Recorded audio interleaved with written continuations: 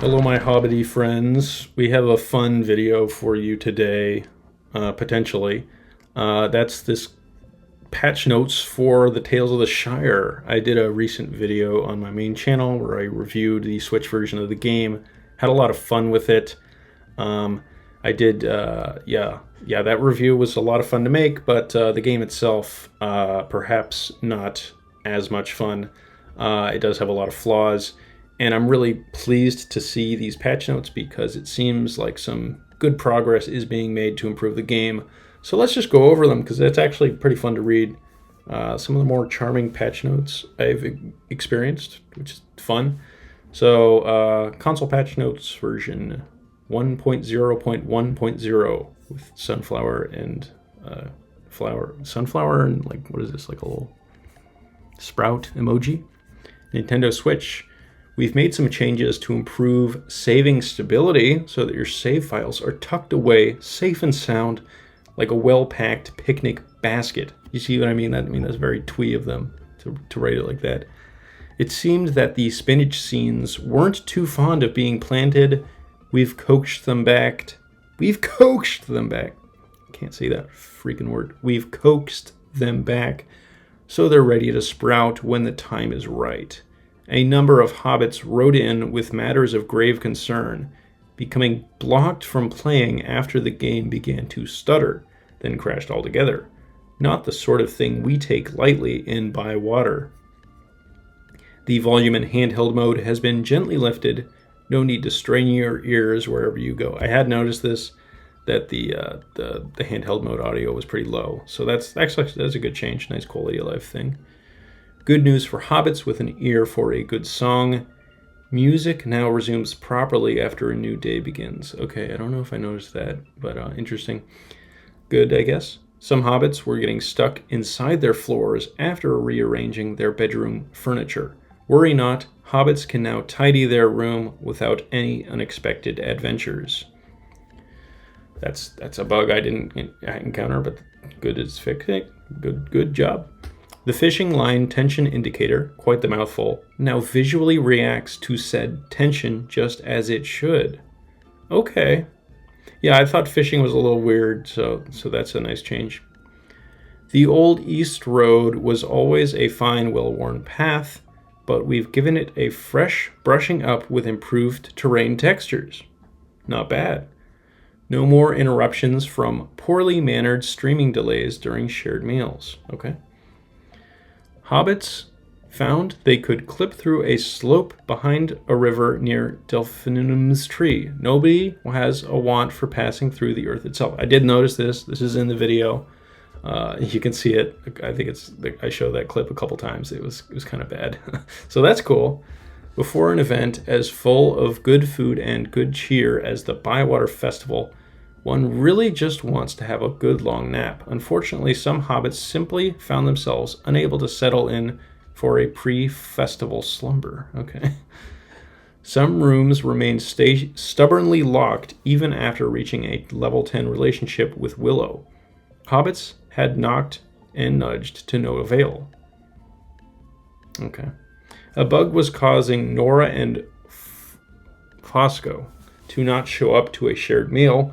They're most apologetic, though it's no fault of their own. Orlo was missing some focus target highlighting, though he didn't seem to notice. Fishing is not the relaxing pastime it's meant to be when your game freezes the first time you reach for your rod. We've untangled this issue, so you can get back to catching supper. PlayStation 5, yeah, I'll go through that. Emote animation, I'll just rapid fire these since I have not played the game on these platforms. Emote animations now cancel properly when moving, preventing hobbits from sliding across the world, which was quite unbecoming. Those helpful trash and tooltip icons now behave just right when one's backpack or pantry is empty. The lightning in Bywater has stopped flickering between seasonal tones, thank goodness. The columned archway is a fine addition to any hobbit home, especially when it no longer causes some curious pink textures. A micro freeze certainly isn't helpful, when all you want to do is move groups of fine things between your backpack, a most useful storage solution, and your pantry, the pride of one's home, and also a most useful storage solution. A full stop was missing at the end of the autosave warning message, the kind of place one really should have one. Fighting, not the physical kind, but the graphical kind, could be seen outside the front of the Burrows' shop, much to their concern. Some hobbits' homes displayed LOD pop, likely a wizard's curious term. It's charming, man, it's charming. Near the end of the Bywater Festival. We called on Fosco's expertise to stitch up a small wardrobe mishap that appeared when using the frying pan. Farmer Cotton's hand was suffering from a strange graphical issue whilst discussing the green dragon. His limb now aligns with the laws of nature. Good news for everyone involved, but especially for Farmer Cotton. Hobbits found walking on the hill next to the village square entrance something of a trudge. I think that's a typo. Hobbits found No, they didn't. I'm just reading it wrong. Frame rates had dipped below 20, turning even the sprightliest of steps into a plod. Okay, good to see. Emote animations now cancel properly when moving, preventing hobbits from sliding across the world. Helpful trash tooltips behave just... Tooltips no longer linger on screen after the item is tossed gently in the rubbish. A few unsightly seams were stitched back together on the hillside near Delphinium's and Willow's homes. The lighting in Bywater has stopped flickering between seasonal tones, thank goodness. Some vegetation was sorely missing in the square-shaped area of one's garden. You'll certainly usually find something in the forest if you look. Some hobbits spotted a mysterious orange light atop Delphinium's tree. I don't know if I'm pronouncing this character's name right, whatever. Orange light could be seen outside of the fourth nook in one hobbit's home, and it wasn't the warm flicker of a newly kindled fire. Oh my God, I'm struggling here. Beams of colored light spilled into hobbits' bedrooms at night, not the sort of thing one wants when you're settling down after a quiet day of fishing and gardening. Some hobbits found their time in the Shire abruptly cut short when their game crashed, happening when it was least needed and least expected. The UI flow was doing things altogether unexpected, remaining active even after the backpack was emptied. Some hobbits found that their screen turned black when it became evening, nary a star in sight. Okay, and here's the changes that are cross-console, so this should be interesting. This will apply to Nintendo Switch, which is the platform I am playing the game on. Well, not currently, but had played the game on and perhaps will continue playing at some point. A Hobbit home is all about comfort, and it's certainly not comforting finding yourself underneath nicely tiled walls. Okay, we read that. Sandyman's level 10 rewards are now behaving properly, though some hobbits might still encounter issues with his UI. Rest assured, we're working on a fix for that problem. Okay, so not fixed yet, but will be. Orlo has a kind heart, one that'll always welcome you to Bywater, even if you stop and reload the game immediately after you customize your Hobbit. Orlo was spotted donning his postman gloves before his big moment. You could call it an error, or destiny perhaps. Now a wardrobe and a pantry are two very different kinds of storage. One holds waistcoats and woolens, the other holds pickles and produce. Yet there seemed to be a strange occurrence that befell some homes, where if a hobbit opened their wardrobe from the outside during a tale, cooking progress would halt altogether. Cooking with a full pantry no longer causes a soft lock when preparing those splendid jam recipes. A relief, truly. Breakfast preparations can now proceed uninterrupted. As his tale unfolds, Master Angler Old Noakes will remain where he's most content, perched by or in a body of water. There was a small translation hiccup in Old Noakes' Spanish dialogue. We might not know what kind of fish the dunno is, but we do know that it shouldn't remain on a shopkeeper's counter when you're no longer hovering over it. Moving bits and bobs between your backpack and your pantry is now even smoother. A good Hobbit name is like a good meal, unforgettable. Our UI will now remember your custom name should you return to character customization. Okay. We tidied up a strike through on subtasks in the lore book. Controller vibrations have been softened across all consoles, much more suitable for a Hobbit's pace, and no more fear of those teacups shaking off the table. This is a good change. The rumble, basically, I think just when fishing is when it's used most, was pretty strong, so this is a good change. Hobbits might enjoy a cozy nook, but it's not all that cozy when a camera clips through your head in tight spaces. Okay, good to see. Your lovingly tooled furniture can now be moved across your kitchen counter. We've done some spring cleaning all around Bywater, including minor but no less important bug fixes across a multitude of areas, all to make your time steadier, prettier, and more pleasant. Good stuff. Some items unlocked in the collections categories did not always match their trackers in the encyclopedia. Culling, what exactly that means few hobbits can say, was spotted during a side tale. Okay. Culling, that curious word again, could be seen after fishing on the opposite shore of the dock at Old Ruby's Pond, always a nice spot to stop and throw a line. Culling, there's that odd little word again, could be seen when moving the camera behind the old hall.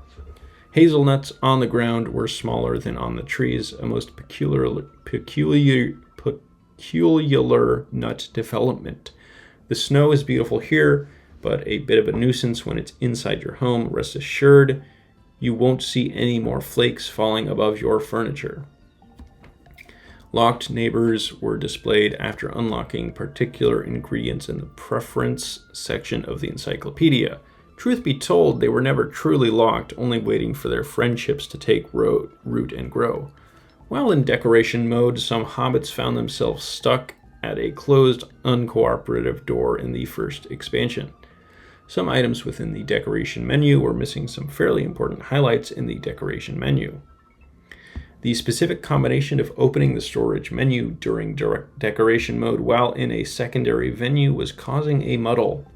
One shouldn't come across floating dirt artifact when entering decoration mode, not in these parts. Young Tom Cotton's belt, fine though it is, seemed to remain perfectly still while talking to him. In several main tales, golden sparks have been showing up as blue. It's an odd little mix-up, but rather pretty all the same. The sky and every fluffy cloud in it looked baby blue and white in the evening. Okay. I don't know if I think I might have noticed that. So that could be a good change. In Bywater, each new days brings new wonders. It now also brings a smoother time change as dawn becomes morning. Okay. Some of the antique craftsman furniture had a way of looking a touch different when placed in one's home. Some unseemly gaps appeared beneath the white fence in some hobbit's home garden. While in photo mode, the last selected emote in the emote wheel oddly remained highlighted when closing and reopening it. The name of the first emote, though properly assigned, didn't appear when opening the emote wheel. The selected emote, green arrow, was lingering a little too long after the emote wheel was empty. After enjoying a delicious meal together, some townsfolk found themselves trapped in unlocked areas of one's home. Keeping guests stuck in odd corners isn't what any well-mannered hobbit would call good hosting. Some forageables had a low-resolution outline when approaching them. You may have noticed that some neighbors' notification globes cast rather long stretches when seen through a clear window. A few buttons and images looked to be low resolution. 2 commas, those temperamental things, were missing in the first cooking tutorial. East of the green dragon, a smile? What the? Smile's rooftop wasn't appearing as it ought. I don't know what that means. Certain stone structures and arches looked a fair bit darker than they do on PC. Some overly eager ingredients had a habit of staying behind on the chopping board while the next one was being prepared. An extra space was present on Farmer Cotton's disgruntled RSVP letter. He may have written it in frustration, but Farmer Cotton is usually a stickler about spacing. South of Cotton Farm, we've weeded and pruned to mend some flickering issues. Sometimes Delphinium's lovely eyelashes failed to appear. The camera would sometimes clip with Lily Cotton's face, which even the most patient of hobbits would simply detest. The rock wall at the 3 farthing stone, usually solid and quite unyielding, could be clipped through by a camera. We spruced up the entrance of the 3 farthing stone. Those helpful crossed out subtasks appeared a touch thinner here than on PC. We suspect a quill may have been short on ink. At a crucial point in the story, 2 items were found upon the ground when only one should have been present. An unusual gap in the forest allowed some hobbits to see right under this corner of the Middle-earth, as if a part of the land had given way. We've tidied up some terrain near the waterfall at the east tree root fishing spot, one of our favorite places in the whole of West Farthing. The gently informative, just to let you know, letter was written in plural in Spanish. Some hobbits strolled clean through a tree at Willow's workshop, as if it were made of mist. Hobson Hornblower was unwittingly lingering a bit too long outside Willow's shop. The camera, in a moment of mischief, clipped through a rock in front of one's home. The camera frames the Burrows' shop for just a moment at the end of a tale, even though it shouldn't. What a charming sight it is. Some decorative items aren't suited to the kitchen. There's nothing like the feeling of a job well done, almost like eating some well-roasted potatoes. The trouble is when those accomplishments are not crossed out like they never happened. We spruced up some graphics around Orlo's home. A few things in Orlo's well-tended garden were fixed right up. A few inconsistent quotation marks couldn't make up their minds on a loading screen. We've popped them where they belong. Evening strolls by the bridge are peaceful once more, thanks to tree shadows no longer flitting about. Several townsfolk experienced a brief delay when loading during cutscenes, not long enough for a cup of tea, but long enough to notice.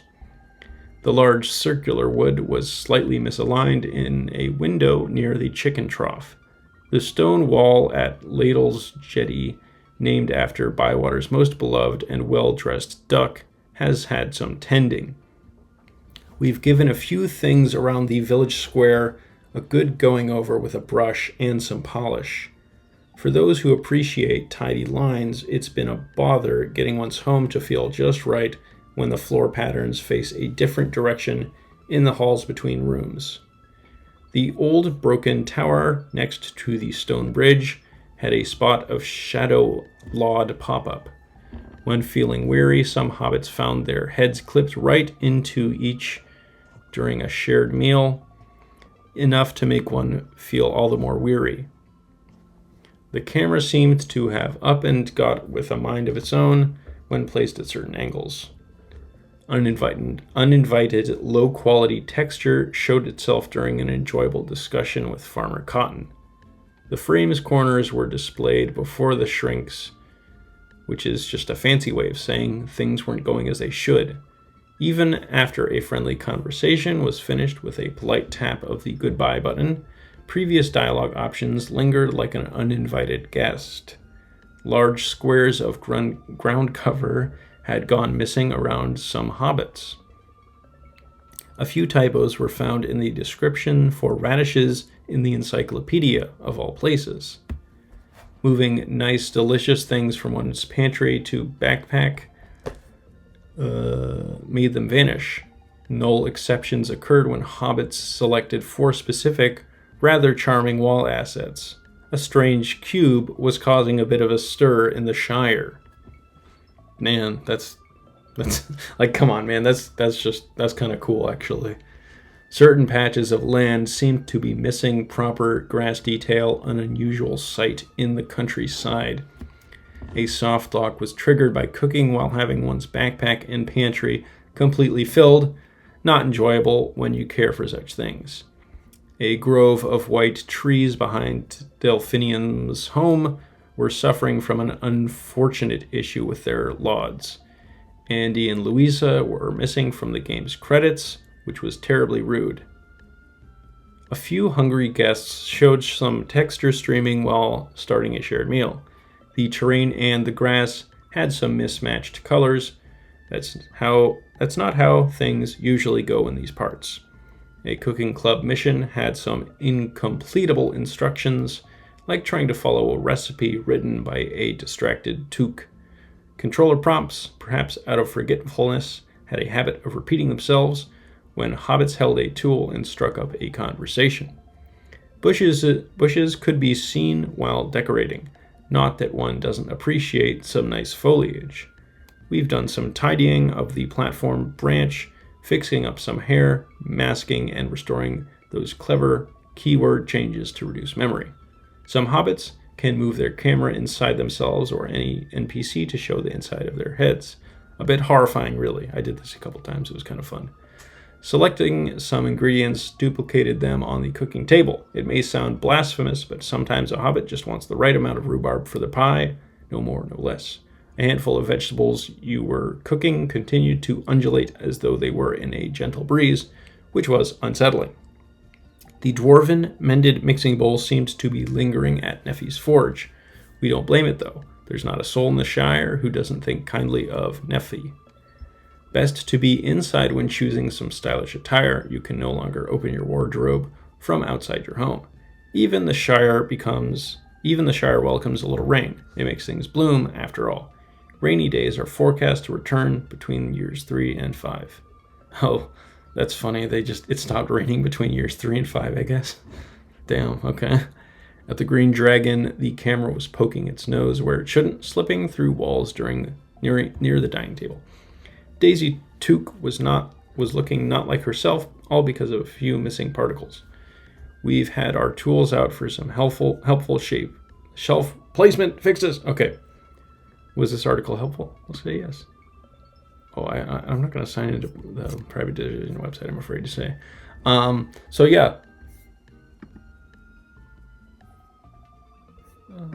Yeah, and these are the previous update notes. Yeah, so that was our big Tales of the Shire console patch notes overview.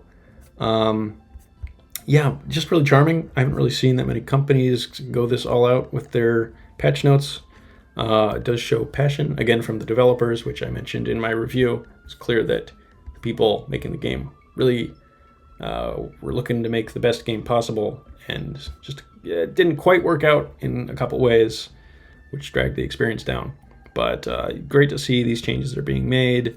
Looks like some, really decent quality of life changes.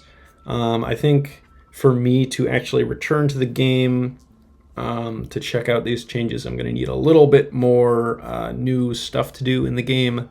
I really hope that's coming at some point, but I think the fact that we're getting a pretty comprehensive list of changes is a good sign for the game's potential future of being updated.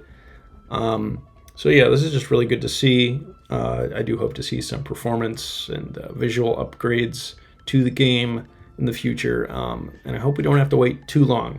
But anyway, this is a pretty promising start to the game being updated, I hope. So I'm cautiously optimistic, and either way, it was fun to read through these patch notes because they were really quite charming. So yeah, appreciate that. All right, see you later.